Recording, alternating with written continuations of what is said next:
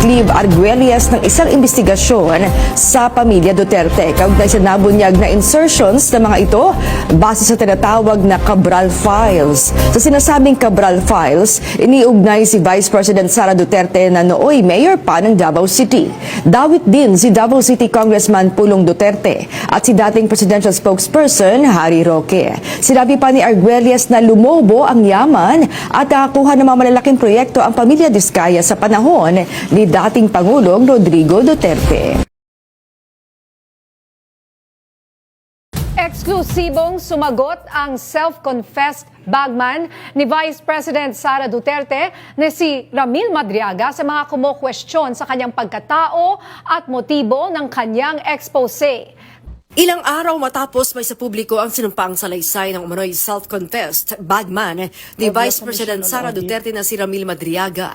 Isinumite na ito sa Office of the Ombudsman para maimbestigahan. Ayon sa kanyang abogado na si Attorney Raymond Palad, ito ang pagbabatayan ng anumang administratibo o kriminal na kasong maaaring isampa sa mga personalidad na inilahad ni Madriaga sa kanyang salaysay.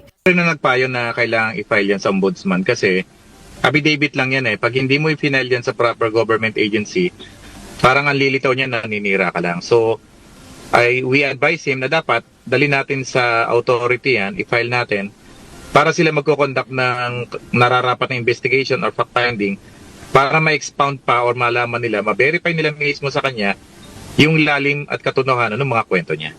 Yan ang purpose niyan. Pero kasabay niyan, ang paglutang ng tanong ng publiko sa paglabas ni Madriaga.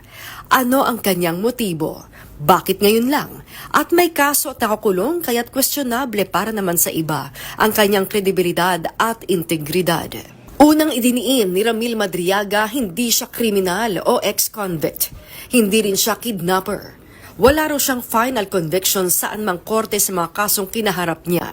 Sabi ni Madriaga, isa siyang professional security provider, naging protection agent ng PNP at nagsilbing tagapayo o political consultant ni MC.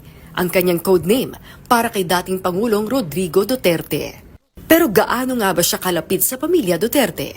Aniya, kaibigang matalik siya ng dating Pangulo at pinaalalayan sa kanyang anak na si VP Sara at inutusang i-profile ang lahat ng mga taong nakapaligid sa bise. Ayon kay Madriaga, para sa kanya, malaki nang ipinag-iba ngayon ng Vice Presidente na dati niyang pinaglingkuran.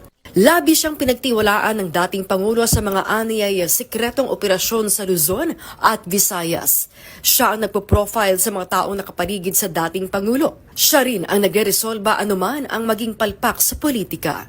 At ang pagpondo sa Opla na double barrel na siya raw ang naghahatid ng pera. Ang mga patunay niya rito, ayon kay Madriaga, 2017 nang bigyan siya ng cellphone ng dating Pangulo na nagsilbing diary niya ng mga detalyadong assignment o misyong ipinagawa sa kanya mula 2018 hanggang 2023. Ito ang payo sa kanyang nakatatandang Duterte para hindi malaman ng asawa ni Madriaga ang kanyang mga aktibidad. Narito rin lahat ng record mula 2017 hanggang 2023, mga larawan ng pick-up, drop at delivery ng mga pera.